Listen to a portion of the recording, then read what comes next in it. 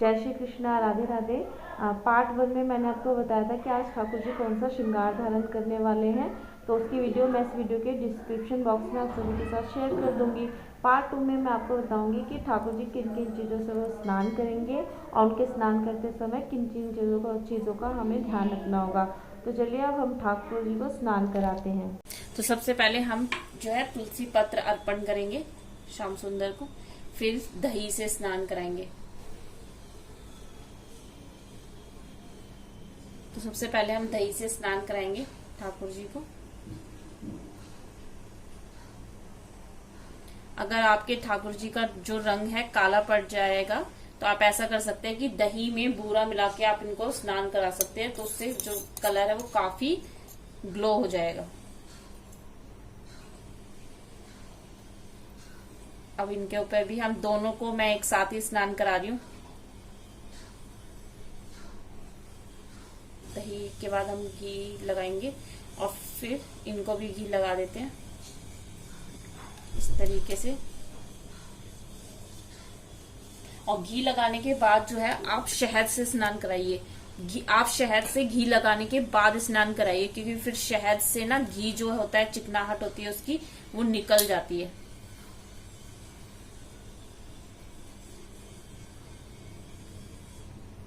तो हम शहद से, अब शहद डालने के बाद मैं हल्के हाथ से इनको पूरे पे शहद जो है वो लगा दूंगी, ताकि जो घी है वो निकल जाए।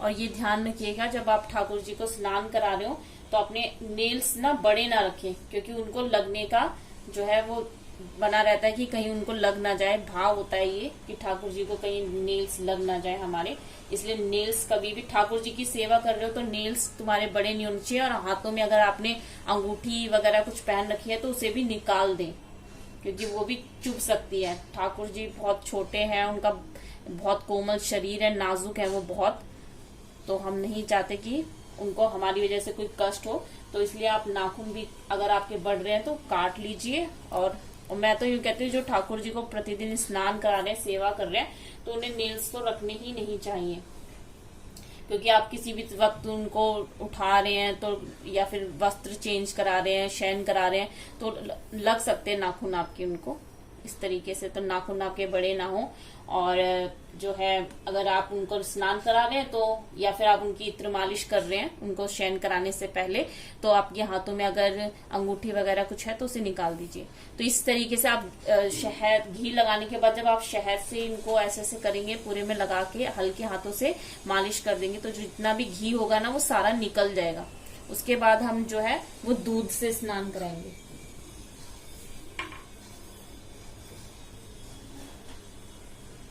और बोलते जाइए, ओम नमो भगवते वासुदेवाय, ओम नमो भगवते वासुदेवाय, ओम नमो भगवते वासुदेवाय, ओम नमो भगवते वासुदेवाय, ओम नमो भगवते वासुदेवाय, ओम नमो भगवते वासुदेवाय, ओम नमो भगवते वासुदेवाय, ओम नमो भगवते वासुदेवाय, ओम नमो भगवते वासुदेवाय, ओम नमो भगवते वासुदेवाय, ओम नमो भगवते वासुदेवाय, ओम नमो भगवते वासुदेवाय। उसके बाद हम इन्हें यमुना जल से स्नान करेंगे। आप जो भी जल से जिससे भी स्नान करें, हर वक्त आप यही मंत्र बोलते रहिए, ओम नमो भगवते वासुदेवाय, ओम नमो भगवते वासुदेवाय, ओम नमो भगवते वासुदेवाय।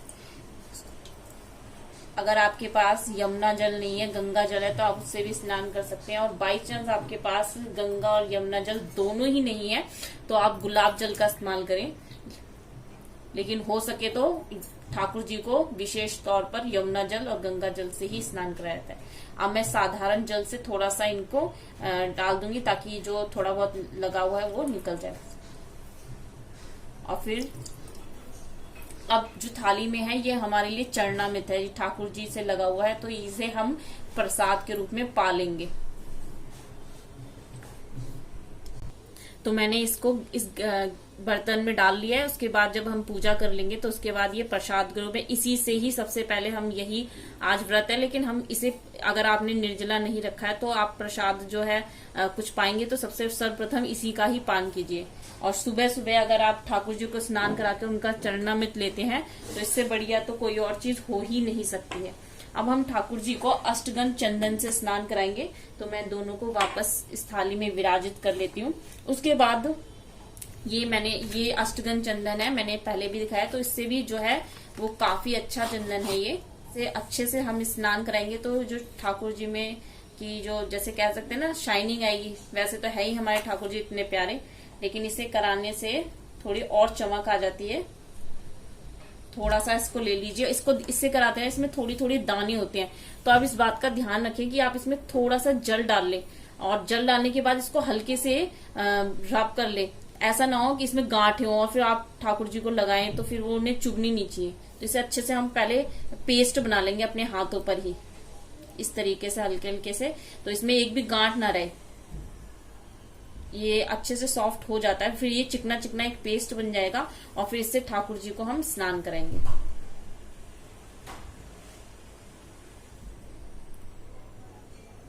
वैसे तो हमने जो घी लगाया था तो वो निकल गया होगा, लेकिन अगर फिर भी शहद से देखो काफी निकल गया, बिल्कुल चिकनाहट नहीं है, लेकिन अगर फिर भी अगर थोड़ा बहुत रह भी जाता है तो इससे स्नान कराएंगे तो ये पूरे अच्छे से निकल जाएगा। तो हम ये ठाकुर जी के पूरे शरीर पे इसका लेप लगा देंगे और हल्के हाथ से मालिश करते जाएंगे इस तरीके से नाक पे थोड़ा सा, जैसे आप छोटे से प्यारे से बच्चे को स्नान करा रहे हैं, बिल्कुल सी भाव से ठाकुर जी को स्नान कराएं। इस तरीके से हल्के हाथ से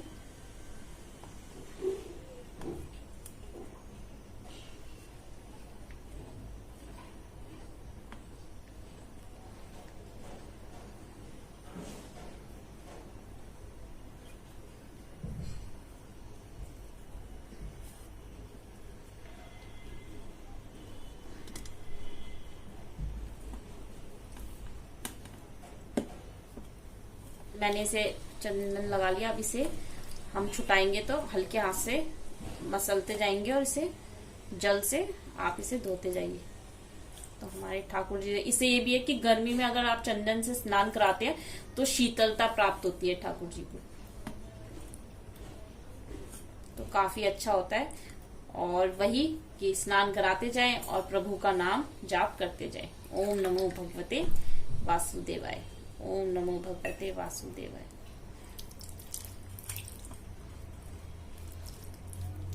अब मैं पहले इनको अच्छे से थोड़ा सा ऊपर लेके इनको पोंछ लूं।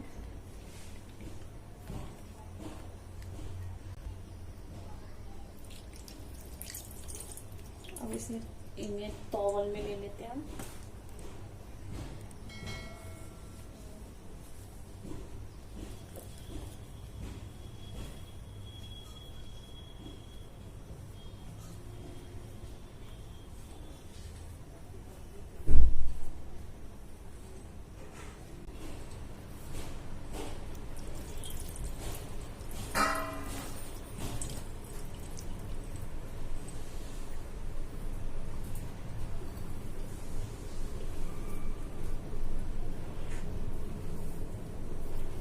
तो ये जो जल है हमारा, इसको हम किसी बर्तन में डाल लेंगे और फिर ये जल आप इसे भी फेंकिए मत। तुलसी का पौधा है, जब घर में और भी पौधे हैं तो आप उस पौधे में इस जल को डाल दें, इसे फेंके ना, नाली में ना डालें।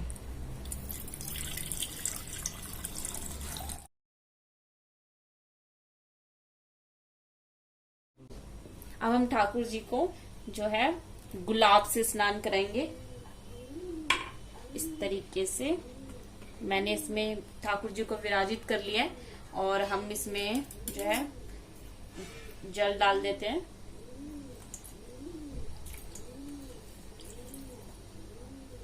और गुलाब की पंखुड़ियां डाल देते हैं इस तरीके से, और थोड़ा सा इत्र भी डाल देते हैं गुलाब जल का।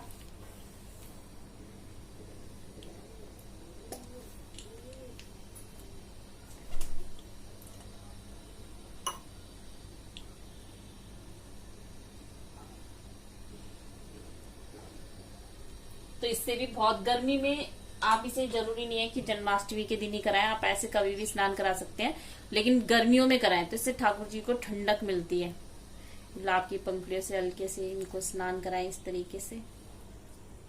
इत्र डाल दिया है तो उससे जो है वो महकेगा भी खूब। और मैंने गुलाब का इत्र का इस्तेमाल किया और मैंने आपको वीडियो भी बनाई थी कि आप कब कब कौन सा इत्र इस्तेमाल कर सकते हैं, तो आप जो है वो मेरे चैनल पर जाकर वीडियो देख सकते हैं कि आप सर्दियों में कौन सा इत्र इस्तेमाल कर सकते हैं। तो मेनली जो गुलाब का इत्र है वो आप गर्मियों में इस्तेमाल करें, सर्दियों में ना करें उसे। और गुलाब की पंखुड़ियां तो हमने इसमें डाली हैं।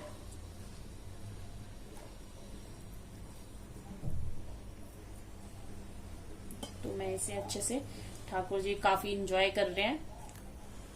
अगर आपके पास गुलाब का इत्र ना हो तो आप जो है गुलाब जल का इस्तेमाल भी कर सकते हैं, आप गुलाब जल डाल सकते हैं। तो अब हम जो है यमुना जल मिक्स, गुलाब जल मिक्स, इस जल से हम ठाकुर जी को ऊपर से स्नान करा देते हैं और फिर ठाकुर जी को वस्त्र धारण कराएंगे और श्रृंगार करेंगे इनका चंदन से। ओम नमो भगवते वासुदेवाय, ओम नमो भगवते वासुदेवाय, ओम नमो भगवते वासुदेवाय, ओम नमो भगवते वासुदेवाय, ओम नमो भगवते वासुदेवाय। अब हम ठाकुर जी को जो है पोशाक धारण कराएंगे। तो आज की वीडियो आपको कैसी लगी मुझे कमेंट करके ज़रूर बताइएगा। अच्छी लगी हो तो वीडियो को लाइक कीजिएगा और शेयर कीजिएगा और सब चैनल को सब्सक्राइब कीजिएगा।